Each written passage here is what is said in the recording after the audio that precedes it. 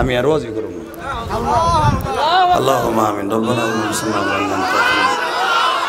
হাবনা লানা কুনান্না। আল্লাহ এর আওয়াজ দেয় না, গো বাড়ি ঘর তুমি চিনো, ওরা যেন বাইতে যাই দেখো গো বউ নাই, গেছে গা ওরে তুইয়া।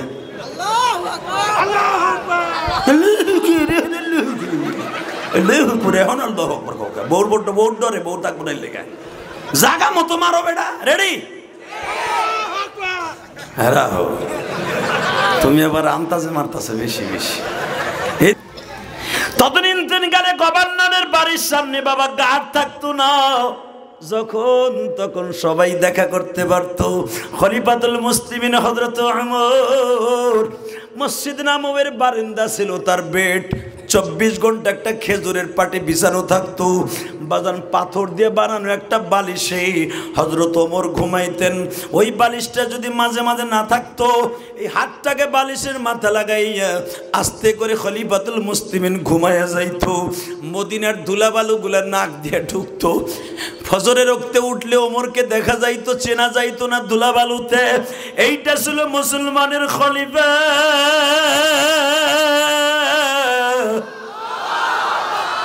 পারস্য থেকে বাজান 14 জন মন্ত্রী আইছে। বাজানের সাংবাদিক আসছে, আইসা জিজ্ঞেস করে তোমাদের প্রধানমন্ত্রী কই? আবু সাইদ খুদরি বলে আমার প্রধানমন্ত্রী মসজিদের মারেন্দায় শুয়ে রয়েছে, যাই দাও গা।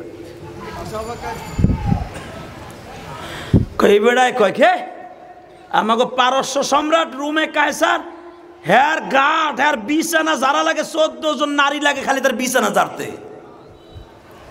আরে হ্যাঁ ঘুম পড়াইতে লাগে 14 জন মাইয়া ড্যান্স করে, আর তোকোটা মসজিদের বারান্দা ধুলে হয়ে রয়েছে। মানে যাইয়া দেখ মগার মগা তো গল ওইটা বাদশাহ, আমাকে বাদশাহ না, আমাকে খলিফা।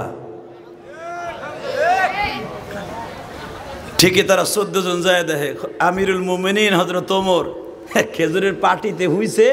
তো এইখানে একটুখানি দেখা যায় হাতের মধ্যে খেজুরের পাটির দাগ পড়ে গেছে। আমি আর ওয়াজি করব না। আল্লাহুম্মা আমিন। রব্বানা হাবনা লানা কুনান্না। আল্লাহ এর আওয়াজ দেয় না, গো বাড়ি ঘর তুমি চিনো, ওরা যেন বাইতে যাই দেখো গো বউ নাই, গেছে গা ওরে তুইয়া।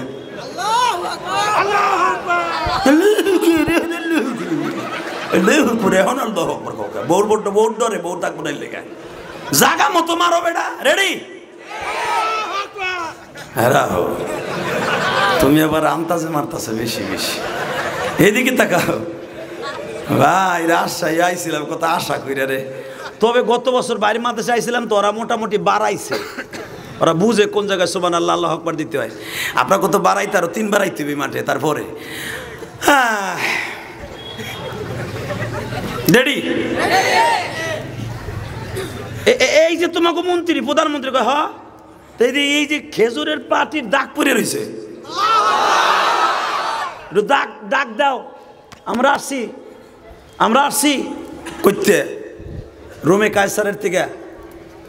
চুপ করে খাড়াই থাক, আমার খলিফাতুল মুসলিমিন ঘুমের থেকে উঠবে, তারপরে সাক্ষাৎ পাবি। যদি তোকে পায়ের আওয়াজে আর জুতার আওয়াজে আমার খলিফার ঘুম ভেঙে যায়, সব কটার কল্লা উড়াই দেব।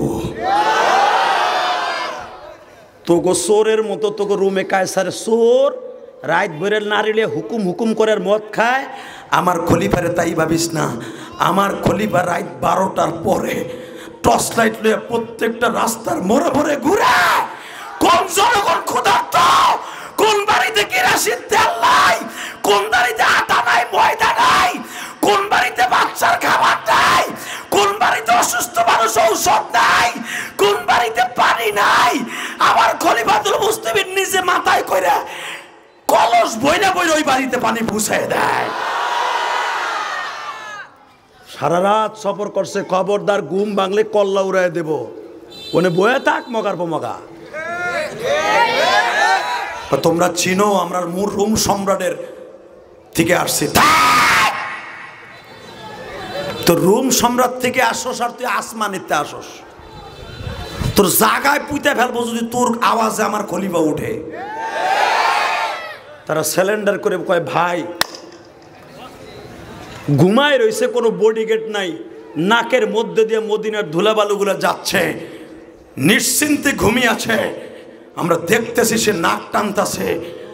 তার পূজারা যদি এই কথা বলে যে তোদের কারণে যদি ঘুম ভাঙে কল্লা উড়াই দেব, বুঝতে আর বাকি নাই খলিফাতুল মুসলিমিন তোমাদের কি তৈরি করেছে।